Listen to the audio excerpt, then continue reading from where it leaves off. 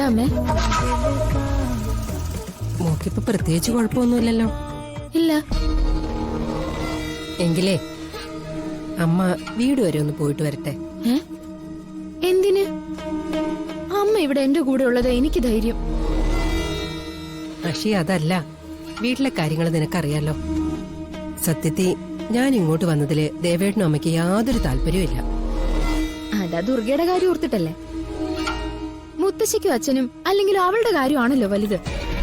അതെന്തെങ്കിലും ആവട്ടെ, എനിക്കതൊരു വിഷയമല്ല. ഞാനതിപ്പോ പറഞ്ഞത് അഭിയെക്കുറിച്ച് ഓർത്തിട്ടാ.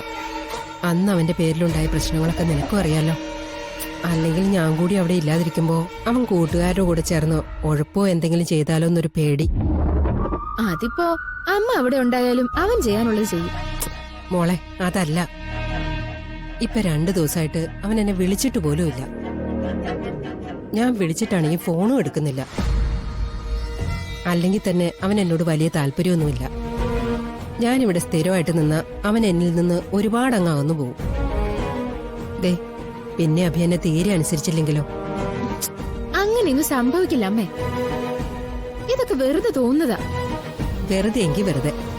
ഞാനൊന്ന് വീട്ടിൽ ചെന്ന് കാര്യങ്ങളൊക്കെ അന്വേഷിച്ചിട്ട് തിരിച്ചു വരാം. ദേ, ഗിരിജയും അഞ്ജുവിനെയൊക്കെ ഒന്ന് കാണണം. നാളെ നിന്റെ പ്രസവം കഴിഞ്ഞ് ഞാൻ തിരിച്ച് അങ്ങോട്ട് തന്നെ പോകേണ്ടതല്ലേ? അപ്പൊ അവിടെയുള്ളവരെ വെറുപ്പിക്കാതെ നോക്കണ്ടേ? അല്ലെങ്കിലും അമ്മയ്ക്ക് എന്നെക്കാൾ വലുത് അഭിയോ ആ വീട്ടുകാരുവാ. അതാ പോണോന്ന് പറയുന്നേ. മോളെ, മോളെ അങ്ങനെയല്ല. ഞാൻ പറയുന്നതൊന്നും മനസ്സിലാക്ക്. നിന്റെ കാര്യങ്ങൾ നോക്കാൻ ഇപ്പൊ ഇവിടെ എല്ലാരും ഉണ്ടല്ലോ. പിന്നെ ഒരു ആവശ്യം വന്നാ ഓടിയെത്താവുന്ന ദൂരല്ലേ ഉള്ളൂ. ആരൊക്കെ ഇവിടെ ഉണ്ടെങ്കിലും അമ്മ കൂടെയുള്ളത് പോലെ ആവോ? അതെന്താ അമ്മ മനസ്സിലാക്കാത്തെ? അത് മാത്രമല്ല, അമ്മ ഇവിടെ ഉണ്ടെങ്കിൽ ആ ദുർഗയ്ക്കും ചെറിയൊരു പേടിയൊക്കെ ഉണ്ടാവും. മോളെ, ഞാനിവിടെ ഉണ്ടായാലും ഇല്ലെങ്കിലും അവളുടെ തോന്നിവാസത്തിന് മാറ്റം ഒന്നും ഉണ്ടാവില്ല.